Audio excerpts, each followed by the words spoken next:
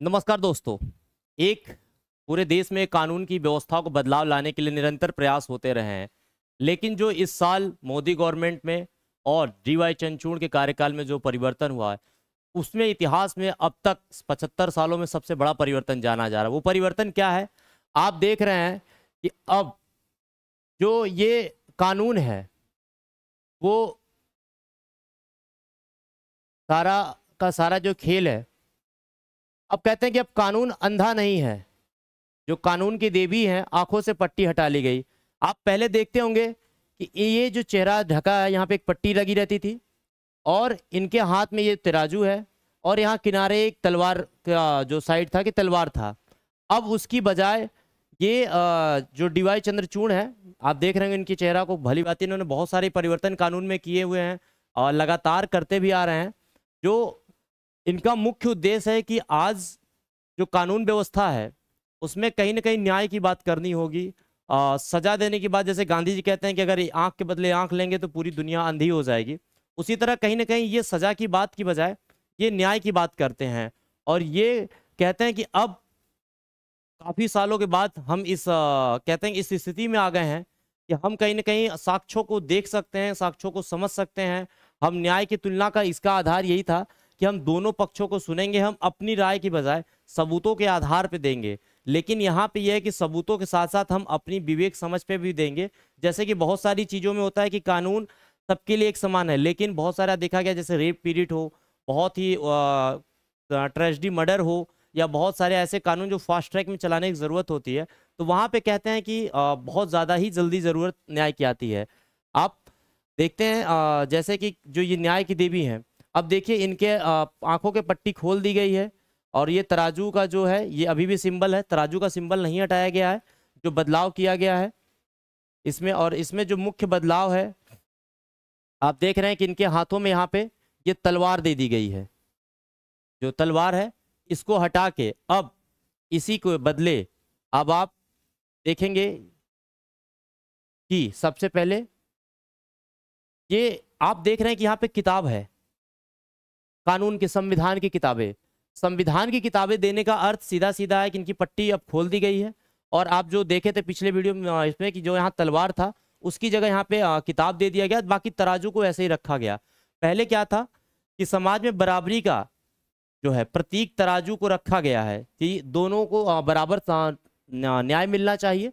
और उसके बाद मूर्ति सफेद रंग की गई है, जो सफेद स्क्वायर प्लेट पे रखी गई है। जो ये पूरी मूर्ति थी पहले जो काली रहती थी, अब उसको सफेद संगमरमर के रूप में कर दिया गया है। आंखों से पट्टी हटा दी गई है जिससे कि, और इसके बायां हाथ में तलवार की जगह अब संविधान की किताब दी गई है, जिससे कि न्याय मिलने में और न्याय मोरल न्याय हो। बहुत सारी बातें देश में तमाम आंदोलन भी हुए, इसके लिए पार्लियामेंट में बहुत सारे संशोधन हुए। हमारे देश की राष्ट्रपति इसके लिए बहुत अथक प्रयास निरंतर करती ही आती हैं और उनका मानना है कि गरीबों को भी न्याय मिले। आइए जानते हैं ये चर्चा में ये क्यों है। अब शुरू करते हैं अपना यहाँ से चर्चा में, कहते हैं क्यों है। तो सबसे पहले कि सुप्रीम कोर्ट में न्याय की देवी की मूर्ति में कुछ बदलाव किया गया, जो नई मूर्ति लगाई है, जिसकी वजह से इस वक्त ये काफी चर्चा में है पूरे देश में और संविधान में, और कह सकते हैं पार्लियामेंट में डिस्कशन का मुद्दा बना हुआ है। नई मूर्ति की आंखों से पट्टी हटा दी गई है और हाथ में तलवार की जगह संविधान का किताब दिया गया है।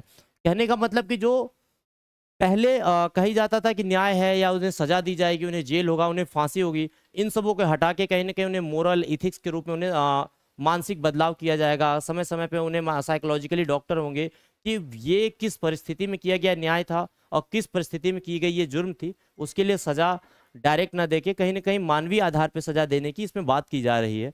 आप आगे बढ़िए मेरे साथ। तो मैं बात करूं कि इसके जो महत्वपूर्ण बिंदु इसमें क्या क्या है। आप देखिए कि इसमें भारत के चीफ जस्टिस जो इस वक्त डीवाई चंद्रचूड़ जी हैं, उनके आदेश पे ये नए बदलाव कराए गए हैं। इतिहास में सबसे बड़ा बदलाव कानून में ये माना जा रहा है।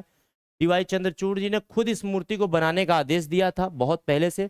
आप देखेंगे कि कुछ दिन पहले मोदी जी और डीवाई चंद्रचूड़ जो गणेश चतुर्थी में बहुत विवाद हुआ था कि क्यों उनके घर गए थे। एक देश का शासक है, एक देश का न्यायपालिका चलाता है, दोनों एक जगह कहीं ना कहीं बदलाव। लेकिन अगर दोनों एक जगह हैं और देश के अच्छे और विकास के लिए, अगर समाज के लिए अगर काम करते हैं, तो उसमें बुराई नहीं है एक साथ होने की। आप देखते हैं कि इसका उद्देश्य क्या है देना, कि देश में कानून अंधा नहीं है और सजा का प्रतीक नहीं है। कहने का मतलब ना ही देश में कानून अब अंधा रहेगा और ना ही सजा देने का प्रतीक रहेगा। पुरानी मूर्ति की आंखों पे पट्टी ये दर्शाती थी कि कानून की नजर में सब बराबर हैं। कहने का मतलब आंखों पे अगर पट्टी हो गई तो हम उसे देख नहीं रहे हैं। जो दो वकील जो वादी प्रतिवादी थे, वो दोनों जो विवाद लड़ते थे, अगर कोई केस है कि सर आपका वकील नहीं है या आपका क्या वकील है, कई बार हम देखते हैं कि हमारा केस मजबूत या हल्का तब होता है जब हमारा वकील मजबूत या हल्का हो। अगर वकील सही से वकालत और नहीं कर पाया तो कहीं ना कहीं जीती हुई बाजी भी हार जाते हैं। आप कई बार पिक्चरों में भी देखे होंगे और कई बार आम जीवन में आप खुद भी फेस करते होंगे। अब क्या है, जबकि तलवार अथॉरिटी और अन्याय को सजा देने की शक्ति का प्रतीक था। तलवार या गन या कह सकते हैं कि एक ऐसा जो हथियार हम आज भी गांव में देखते हैं कि अधिकतर जो बुजुर्ग होते हैं वो लाठी अपने हाथों में लिए रहते हैं। कहने का मतलब उनके पास एक ताकत अलग से होती है, अथॉरिटी होती है कि हम अगर कोई चाहे जानवर हो चाहे इंसान हो चाहे जो भी हो, कि हम शारीरिक रूप से ज़्यादा मजबूत अपने आप को लेते हैं और सजा देने की प्रावधान करते हैं। उसी तरह ही कानून एक पूरे समाज को इंडिकेट करता था कि अगर आप गलत करोगे तो हम आपको सजा देंगे। हालांकि अब मूर्ति के दाएं हाथ में तराजू बरकरार रखा गया है क्योंकि समाज में संतुलन बनाए रखने का प्रतीक है। कहने का मतलब जो तराजू है उसको नहीं हटाया गया क्योंकि संतुलन तो जरूरी है। संतुलन कहीं भी हो, चाहे वो कह सकते हैं पारिवारिक हो, सामाजिक हो, या अगर हम आप पढ़ रहे हैं उसमें भी कहते हैं ना कि हर सब्जेक्ट की संतुलन जरूरी है। अगर हम जॉब कर रहे हैं तो उसमें भी कहते हैं कि हर बॉस, घर, परिवार, सबका एक संतुलन बहुत जरूरी है समाज के साथ साथ। तराजू दर्शाता है कि कोर्ट किसी नतीजे पहुंचने से पहले दोनों पक्षों और तथ्यों को देखने और सुनते हैं। कहने का मतलब तराजू को इसलिए रखा गया, बदलाव नहीं किया गया कि ऐसा ना हो कि किसी के साथ अन्याय हो या कोई किसी जाति धर्म का वकील या जज हो तो उसके साथ न्याय व्यवस्था ना कर पाए। तो तराजू अभी भी ये कहीं ना कहीं एक सूचक बनी हुई है कि नहीं, वाकई में हमें अभी भी सुनने की जरूरत है। न्याय देने का प्रक्रिया तरीका अलग हो सकता है, लेकिन जब तक हम दोनों पक्षों को न्याय संगत सुन नहीं लेते उसके बाद ही अपना फैसला सुनाएंगे। इस पे ये है। आगे बढ़ते हैं आपको कि मूर्ति का जो इतिहास है उस इतिहास के बारे में आइए कुछ शब्द जानते हैं, कुछ पॉइंट। जो इसको lady of justice Roman mythology की न्याय की देवी कहा जाता है, जो जस्टिसिया के नाम से है। जो रोमन की माइथोलॉजी जो लेडी ऑफ जस्टिस थी, जो उनका नाम जस्टिसिया था, जस्टिसिया के नाम पे ये जस्टिस पड़ा। और जस्टिस को हम हिंदी में न्याय कहते हैं। या जो ये रोमन सभ्यता से आई, बहुत पहले की बात है। उसके बाद धीरे धीरे हमारे इन्हीं शब्दों में जब हम गुलाम हुए, और अब तो लगभग लगभग ब्रिटेन और कह सकते हैं जब पूरा साम्राज्य ही था तो जो भी शब्द था वो यूनिवर्सल वहीं से लिया जाता है। आप देखते हैं कि ये यूनान की देवी हैं, इन्हीं के नाम से जस्टिस शब्द आया। वहां पे पहले उन्हें देवी के रूप में पूजते थे और उन्हें पूजा, जैसे हमारे यहाँ शंकर, शिव, पार्वती, गणेश, या नाम किसी का रख देते हैं महेश, किसी का कृष्णा, तो हम अपने भगवान को रखते हैं उसी तरह उनके वो देवी थे, भगवान थे, उसलिए न्याय के लिए उन्होंने जो उनका नाम रख दिया जस्टिसिया। उनकी आंखों पट्टी दिखती थी क्योंकि न्याय हमेशा निष्पक्ष होना चाहिए। जो पहले देवी थी, कोई कहता है कि न्याय उनके यहाँ तो एक माँ होती है ना, माँ के अगर 2 या 4 बच्चे हो तो कहते हैं उसके लिए ममता समान होती है। माना कि छोटे बच्चे है लाड ज्यादा करती है बड़े बच्चे को थोड़ा, लेकिन फिर भी आप देखेंगे छोटे बच्चे को सुलाने के बाद बड़े बच्चे को भोजन जरूर पूछती है कि बेटा खाना खाए कि नहीं खाए। तो कहीं ना कहीं उसके लिए ममता का समान है, तो न्याय समान हो। ये 17वीं शताब्दी में एक अंग्रेज पहली बार इस मूर्ति को भारत में लाए थे। जो 17वीं शताब्दी जब हम गुलाम थे अंग्रेज, उस वक्त इस मूर्ति को ला के हमारे यहाँ कह सकते हैं कानून राज का एक स्थापित करने की उन्होंने चेष्टा की, मंशा की, और तभी से कानूनी प्रक्रियाएं धीरे धीरे हमारे यहाँ अदालती प्रक्रियाएं शुरू हुई थी 17वीं शताब्दी में। आगे बढ़ते हैं। 18वीं शताब्दी में ब्रिटिश राज के दौरान न्याय की देवी मूर्ति का सार्वजनिक रूप से इस्तेमाल होने लगा। 18वीं शताब्दी बढ़ते बढ़ते जो ब्रिटेन था, ब्रिटेन अपने आप में बहुत ज्यादा ही कह सकते हैं कि पावरफुल हो चुका था, वर्चस्व हो चुका था, पूरी दुनिया में उसका दबदबा था, और उसी समय इसका इस्तेमाल पूरी दुनिया में सार्वजनिक रूप से होने लगा। भारत की आज़ादी के बाद भी हमने इसे अपना प्रतीक बनाए रखा। सबसे बड़ी बात है कि इस मूर्ति को हटाने का और न्याय की जो बदलाव करने का इसका एक जो मंशा है डी.वाई. चंद्रचूड़ जी का, या हमारी पार्लियामेंट का, या हमारे राष्ट्रपति जी का जो इस पे अनुमोदन है कि कहीं ना कहीं गुलामी से स्वतंत्रता के रूप में तो हम 75 साल हो गए, लेकिन अभी भी बहुत सारी ऐसी चीजें हैं जो गुलामी के प्रतीक के रूप में जानी जाती है। उसको धीरे धीरे ये हटाने का, बदलाव करने का और अपनी संस्कृति, भारतीय संस्कृति सभ्यता में बदलने का ये प्रयास कर रहे हैं। तो ये इसको अब इतने साल हो गए, ये कहा जाता है कि आज ये हटाया गया। रोम के सम्राट अगस्त न्याय को प्रमुख गुणों में से एक मानते थे।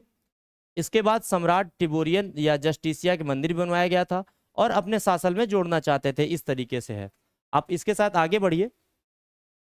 तो आप देखेंगे कि जो सम्राट हैं उनकी सभी के सिक्के बनवाए, उनके सिंहासन थी और बहुत सारी चीजें संरक्षित घोषित कर दिया, शैक्षिक संस्थान है उनके नाम पे, कानूनी कोर्ट ऑफिस घोषित किया। फिर उसके बाद आती है ब्रिटिश काल की विरासत को पूरी तरीके से खत्म करने का प्रयास। कहीं ना कहीं जो भारत गवर्नमेंट है या भारत सरकार है या संविधान है, वो ये चाहती है कि कहीं ना कहीं हमारी जो संस्कृति सभ्यता, न्याय हो, कानून प्रक्रिया हो, कार्यपालिका हो, वो सभी भारतीय अनुसार, भारतीय संस्कृति, भारतीय विभिन्नताओं के अनुसार, कि ना कोई इस देश में किसी एक जाति का है, ना किसी एक धर्म का है, ना किसी एक कल्चर का है, ना किसी एक बोली भाषा का है। तमाम बोली भाषा कल्चर को लेते अपनाते हुए एक सामंजस्य की स्थिति बैठाते हुए इसको लिया गया है। तो इसका मुख्य उद्देश्य है कि इस मूर्ति को ब्रिटिश शासन की विरासत को पीछे छोड़ने की कोशिश के तौर पे देखा जा रहा है। हाल ही में भारत सरकार ने ब्रिटिश शासन के समय लागू इंडियन पिनल कोड को भी बदला था। आईपीसी आपने देखा था, बहुत सारी चीजें, और संविधान बहुत बदलाव भी स्थिति, और इसके लिए बहुत सारे कानून और वकीलों ने भी इस पे धरना दिया था कि बहुत सारी दिक्कतें हो रही हैं। भारतीय न्याय संहिता बीएनएस कानून भी लागू किया था। लेडीज ऑफ जस्टिस की मूर्ति में बदलाव करने का कड़ी से एक पहला उठाया गया था इसी कदम में, जैसे कि आईपीसी में बदलाव, बीएनएस में बदलाव, इसी तरह ये मूर्ति में बदलाव भारत सरकार का कहीं ना कहीं एक पहला और भी कदम कह सकते हैं कि बृहत रूप में न्यायपालिका में बदलाव कर रही है। क्योंकि कहते हैं कि अगर न्यायपालिका ही अगर मजबूत रहेगी और अपनी संस्कृति के अनुसार रहेगी, और सबसे बड़ी बात एक बदलाव है कि हमारी भाषा, हिंदी हो, उर्दू हो, मराठी हो, अन्य जो लोकल भाषा है, क्योंकि अंग्रेजी भाषा हर व्यक्ति को नहीं आती। न्याय व्यवस्था भी हमारी उसी परंपरागत और उसी ब्रिटिश काल की चली आ रही कि अंग्रेजी में सुनना, जज देना, आर्गुमेंट होना। जो आम जनता, हम आप जो जाते हैं न्याय पाने के लिए, हम समझ में नहीं पाते कि हमारे लिए लड़ा जा रहा है, हम ही लड़ रहे हैं, सारा कुछ हमें सजा दी जा रही है, पर उसका मतलब क्या था, उसका तर्क क्या था, कहीं ना कहीं अंग्रेजी भाषा में होती है। हमारी निजी भाषा और हमारे आम क्षेत्रीय भाषा में ना हो के इसकी वजह से हमें ये लगता है कि कहीं ना कहीं न्याय तो मिला है, लेकिन वो पूर्ण रूप से न्याय नहीं कहलाता है। आप इसके आगे बढ़िए। तो इसका जो एक मानना है कि ब्रिटिश काल है, आप जो बता चुके हैं सीजीआई से, यानी उनका विश्वास है कानून अंधा नहीं है, सभी को समान रूप से देखना है, मानकों को कोर्ट नहीं देना है, लेडी ऑफ जस्टिस के रूप में बदलती हैं। ये चीजें प्रक्रियाएं अनुसार न्याय दे रही थी। आंखों पे पट्टी क्यों थी? तो कहते हैं कि न्याय की देवी आंखों पट्टी बांधती थी। इसका जवाब दिलचस्प है। ऐसा इसलिए क्योंकि किसी को देखकर न्याय करना एक पक्ष में जाना जा सकता है, और आंखों में पट्टी बंधे होने का मतलब है कि न्याय की देवी हमेशा निष्पक्ष होती है। कहने का मतलब कि अगर मान लीजिए एक एग्जाम्पल है कि रोड पे हम जा रहे हैं और कोई एक डॉगी है, डॉगी के लिए कहते हैं कि रतन टाटा जी का बहुत ही प्रेम था, उनके लिए भी एक श्रद्धांजलि के रूप में है। एक डॉगी है और किसी को उसने काट दिया, तो उस तत्कालिक व्यक्ति के लिए तो वो व्यक्ति एक गुनाहगार है या डॉगी गुनाहगार है, और उस व्यक्ति को हो सकता है प्रतिशोध में मारे। लेकिन जिस व्यक्ति ने उसे पाला है, उस व्यक्ति को कहीं ना कहीं उससे मोह है और वो नहीं चाहेगा कि उसे मारे। और दोनों के लिए कहीं ना कहीं न्याय, अगर कानून व्यवस्था आती है, तो जब जज बैठता है, तो क्या पता अगर जज कहीं ना कहीं का डॉग प्रेम हो तो डॉग की तरफ झुकेगा, और कहीं ना कहीं उसे डॉगी से एलर्जी हो तो डॉगी के विपक्ष में देगा। इसीलिए कहते हैं कि पट्टी जो थी वो कहीं ना कहीं एक सामान्य रूप से, तुलनात्मक रूप से बातें करती थी, जिसकी वजह से ये सारी चीजें लागू होती थी। इस तरह जस्टिसिया को, मूर्ति को हमें याद दिलाती थी कि सच्चा न्याय निष्पक्ष और किसी भेदभाव से होना चाहिए, जो उसका मोटो था। जो अन्य बदलाव हुए हैं, राष्ट्रपति द्रौपदी मुर्मू जी आप देख रही हैं कि डीवाई चंद्रचूड़ जी को और ये अर्पित कर रही हैं। उनका ये इस वक्त कानून में बदलाव, क्षेत्रीय मांग की बात करने के लिए सबसे बहुत ज़्यादा श्रेय जाता है तो राष्ट्रपति हमारी द्रौपदी मुर्मू जी को, जो उड़ीसा से आती हैं और क्षेत्रीय लैंग्वेज हिंदी भाषा, और बहुत सारे आम बोलचाल जो मजदूर हैं, जो ग्रामीण हैं, जो किसान हैं, ये उनकी बात करती हैं कि उनको कैसे समझ में आए, उनको न्याय जल्दी कैसे दिया जाए, इस पे ये काफ़ी जोर देती हैं। 75 वर्ष पूरे होने पे देख रहे हैं कि 75 वर्ष पूरे होने पर न्यायालय की स्थापना के अवसर पे ये बदलाव किया गया, इनको प्रतीक के रूप में दिया गया था। सर्वोच्च न्यायालय के नए ध्वज, ये जो सर्वोच्च न्यायालय का है, आप देख सकते हैं कि इसका जो ध्वज है, इसका जो ये ध्वज है, ये नए ध्वज के रूप में आ गया है। अब पहले ध्वज अलग था और इस वक्त ध्वज ये रहेगा 75 वर्ष पूरे होने के समय पे। और जैसे कि इस दौरान उन्होंने न्यायपालिका की स्थगन की संस्कृति में बदलाव किया, जो हमारी संस्कृति सभ्यता चल रही थी उसमें बहुत सारे बदलाव किए, और बलात्कार जैसे जघन्य अपराधों में फैसला होने वाली देरी की ओर इशारा किया था। जब 75 वर्ष पूरे हुए थे कोर्ट के, तो हमारी राष्ट्रपति जी ने ये कहा था कि जैसे बलात्कार जैसे बहुत सारे आम, जैसे किसी को मार पीट देना हो, किसी की जमीन हो, इन सबों मैटरों पे या एक बार न्याय देरी से मिले तो समाज अपने आप में लेता है। लेकिन आप देखने को अभी बंगाल में एक लेडीज के साथ निर्मम तरीके से बलात्कार और हत्या हुई, उसके लिए अगर उसी प्रक्रिया से आएंगे जैसे कि निर्भया केस दिल्ली में हुआ था, उसको मिलने में इतने सालों की देरी होगी। अगर इस तरीके से हम देरी करेंगे तो न्याय के बजाय अन्याय के रूप में घोषित होगा। न्याय तो मिलेगा लेकिन पूर्ण रूप से वो अन्याय कहलाता है, क्योंकि उसकी क्षति, उसकी वेदना समाज को तार तार करके रख देती है और बहुत सारे अन्याय और गुनाहगार बच भी जाते हैं इस दरमियान समय के साथ।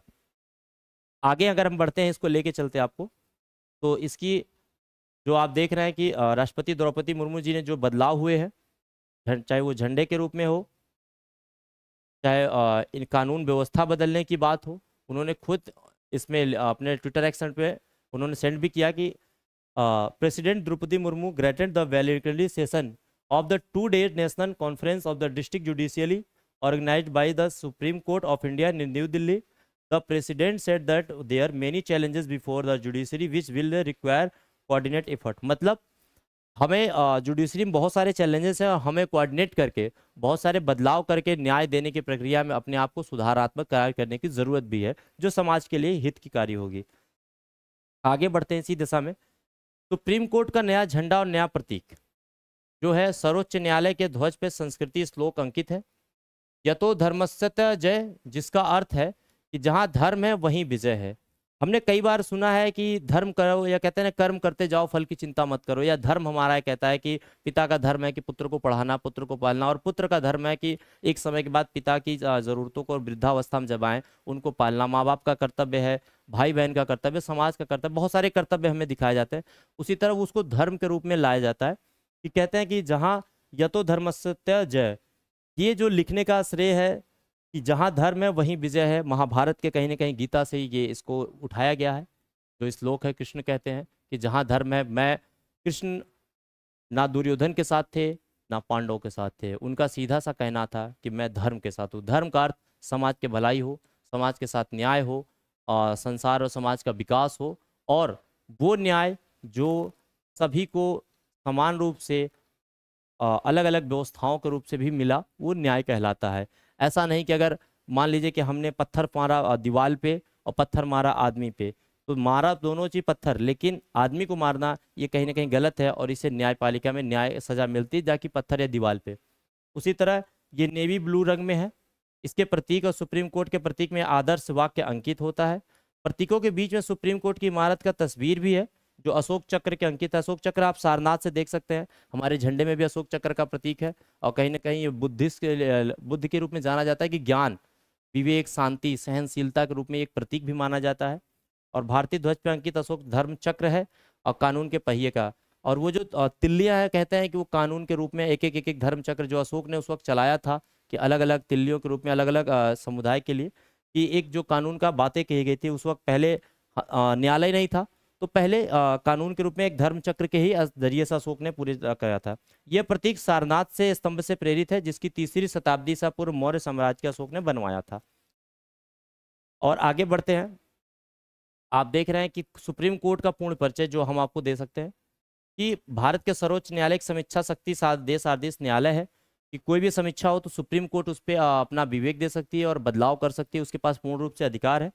ये भारत के संविधान के तहत न्याय की अपील हेतु अंतिम न्यायालय है। आप जिला कोर्ट, कचहरी, तहसील या हाई कोर्ट जा सकते हैं। हाई कोर्ट के बाद अगर आप सुप्रीम कोर्ट में आते हैं, इसके बाद न्याय कहीं इसके ऊपर नहीं माना जाता। यहाँ के बाद जो भी न्याय मिलेगा उसको स्वीकार करना होगा, जो भी फैसला होगा उसे स्वीकार करना होगा। किसी दशा में मृत्यु दंड की होगी तो राष्ट्रपति के द्वारा वो क्षमा दान किया जा सकता है, उसको उम्र कैद में बदला जा सकता है, बस यही प्रावधान है। बाकी यहाँ के जो भी फैसले होंगे उसको माना जाएगा। हो सकता है कि 1 पीठ की फैसला हो तो 2 पीठ किया जा सकता है, 3 पीठ, 11 पीठ, कि 11 जजों की बेंच बैठ रही हो, 3 जजों की बेंच बैठ रही हो, इस तरीके से बदलाव, लेकिन इसका फैसला अंतिम ही माना जाता है। आप भारत के एक संघीय राज्य है जो इसकी एकल एकीकृत न्याय प्रणाली है, त्रिस्तरीय है, सर्वोच्च न्यायालय, उच्च न्यायालय, अधीनस्थ न्यायालय इसके अंतर्गत सभी आते हैं। आगे बढ़ते हैं हम इसको लेके। इसकी स्थापना 1913 में रेगुलेटिंग एक्ट के प्रतंत्र काल से कलकत्ता कोर्ट ऑफ रिकॉर्ड में है। हम जो रेगुलेटिंग एक्ट की बात करते हैं, कानून की बात करते हैं, तो कहीं ना कहीं 1773 से ही बात करते हैं, और सर्वोच्च न्यायालय न्यायाधिकरण की स्थापना की गई थी उसी वक्त कलकत्ता में। पहले दिल्ली की बजाय ये कलकत्ता में जाना जाता था। जब अंग्रेजों का शासन था वहीं से सारी न्याय व्यवस्था चलती थी। आप सुनते थे कि ये कोर्ट, बॉम्बे कोर्ट मद्रास हो गया, कलकत्ता हो, तो कलकत्ता को हेड उस वक्त बनाया गया था, बाद में दिल्ली आया है। और बंगाल, बिहार, उड़ीसा सभी आपराधिक शिकायतों सुनने के निपटान के लिए किसी सूट किया गया कार्यों के निपटान के लिए किया गया था। भारतीय उच्च न्यायालय अधिनियम 1861 के तहत विभिन्न प्रणालियों में उच्च न्यायालय की स्थापना की गई। कलकत्ता, मद्रास और बम्बई इसको बांटा गया और सर्वोच्च न्यायालय प्रेसिडेंटी शहरों में सदर अदालत समाप्त कर दी गई। कहने का मतलब जो रेगुलेटिंग एक्ट जो कलकत्ता में था उसमें बांट के इन्होंने मद्रास और बम्बई को भी लिया कि इतनी बड़ी शहर आबादी में कहीं ना कहीं एक जगह से न्याय दे पाना काफ़ी समय लगता था। तो अगर वहीं पे होगा, जैसे आज हम कहते हैं कि उसके पास हो पाना न्याय, कि कोर्ट हो, छोटा छोटा कोर्ट हो, गांव में सेशन कोर्ट हो, उसकी बात हम करते हैं कि न्याय जल्दी मिले, फास्ट ट्रैक बैठाया जाए। तो कहीं ना कहीं हम न्याय की बदलाव की बात करते हैं, न्याय जल्दी की बात करते हैं, जिससे कि न्याय का मतलब न्याय मिले। न्याय देरी से मिलना भी कहीं ना कहीं एक अन्याय के बराबर ही होता है। और इसमें जो शक्तियां हैं आपको लिखते हैं, एक संवैधानिक प्रावधान है जो यहाँ पे भारतीय संविधान में भाग 5 और 6 अध्याय में लिखा गया है। सर्वोच्च न्यायालय का प्रावधान किया गया 124 और 147 तक, 124 से लेकर अनुच्छेद 147 तक सर्वोच्च न्यायालय के संगठन स्वतंत्रता अधिकार शक्तियों को इसमें कहा गया है कि आप जाके देख सकते हैं कि जो हमारा बियर एक्ट है, हमारा जो संविधान किताब है, उसमें 124 से 47 तक इसकी स्वतंत्रता अधिकार क्षेत्र शक्तियों की बात की गई है, न्यायालय के संगठन की बात की गई, जो भाग 5 में है, दर्शाता है। अनुच्छेद 124 के 1 के तहत भारतीय संविधान में कहा गया है कि भारत एक सर्वोच्च न्यायालय होगा जिसमें मुख्य न्यायाधीश होगा, 7 अन्य न्यायाधीश। जो सुप्रीम कोर्ट का न्यायालय है उसमें कहते हैं कि 7 न्यायाधीश हैं और एक सर्वोच्च जो होगा, जो इस वक्त DY चंद्रचूड़ है, जिनका अब रिटायरमेंट होने वाला, और एक नया देश को नया न्यायाधीश मिलेगा, मुख्य न्यायाधीश जिसे कहते हैं। कि जैसे सांसद तो सभी है हमारे देश में, लेकिन उसमें एक अध्यक्ष हो जाता है कि ओम बिरला जी अध्यक्ष हो गए उस संसदीय बैठक के, कि वो निर्वहन करेंगे संचालन को। उसी तरह सारे सांसदों का रोल अपनी जगह है, लेकिन जब वो कोई बात बोलेंगे तो सर्वदलीय मान्य होगा, ये की जाती है। भारत के सर्वोच्च न्यायालय के क्षेत्राधिकार को सामान्य तौर पर मूल अधिकार क्षेत्र है, अपीलीय अधिकार क्षेत्र, सलाहकार के ये चीजें हैं, इसमें 124 में लिखी गई है। सर्वोच्च न्यायालय के संगठन के बारे में बात करते हैं कि वर्तमान में सर्वोच्च न्यायालय के संगठन में 31 न्यायाधीश हैं और एक मुख्य न्यायाधीश हैं, जो 30 अन्य न्यायाधीश हैं, जैसे कि DY चंद्रचूड़ जो मुख्य न्यायाधीश हो गए। और सर्वोच्च न्यायालय जो बदलाव किया गया है कि सर्वोच्च न्यायालय न्यायाधीशों की संख्या 2019 में विधेयकों में 4 न्यायाधीश की वृद्धि की गई और इनमें मुख्य न्यायाधीश सहित 31 हो, उससे बढ़ के 34 हो गए। पहले 31 थे, अब 30 न्यायाधीश, एक मुख्य न्यायाधीश और 4 न्यायाधीश अब और बढ़ के अब 34 कर दी गई, जो बदलाव किया गया है। मूल रूप से सर्वोच्च न्यायालय में 8, एक जो अभी तक हैं वो एक ही हैं, लेकिन अब टोटल 34 हो जाएंगे, जो बदलाव किया गया, संसद उन्हें अधिकृत कर दी है, उन्हें पार्लियामेंट में पास कर दिया गया है कहीं ना कहीं। और आप देख सकते हैं कि किस तरीके से कहीं ना कहीं जो इसकी बात मैं कर रहा था कि इस वक्त देश में सबसे ज़्यादा बदलाव की बात हो तो इसकी चर्चा बहुत है कि आंखों पे पट्टी हटा दी गई, न्याय मिलेगा, न्याय समय से मिलेगा, और न्याय में क्या व्यवस्थाएं होंगी, कैसे चेंजेस मिलेंगे, क्या क्या तरीकाएं होंगी, बहुत सारी चीज़ें हैं और समय समय में आपको लाता भी रहूँगा। आप विशेषकर अगर एग्जाम में पूछा जाए कि इसमें बदलाव क्या नहीं हुआ है, तो आप कह सकते हैं कि तराजू का बदलाव नहीं हुआ है। बाकी मूर्ति का कलर हो, चाहे मूर्ति में हाथ में जो तलवार था, अब संविधान की बात हो, चाहे आंखों पट्टी थी, पट्टी हटा दी गई, इन तमाम बदलाव थे। बस एक बदलाव ये हुआ है, नहीं हुआ है कि तराजू अभी भी रखा गया सामान्यतः। इसी तरह आपको कैसा लगा ये आप जरूर मुझे कमेंट के माध्यम से बताएगा, और आपके भी जो क्वेश्चन थे आप उसको कमेंट के माध्यम जरूर पूछेगा। इसी तरह मैं लेते आ रहा हूँ। नमस्कार, मैं अविनाश।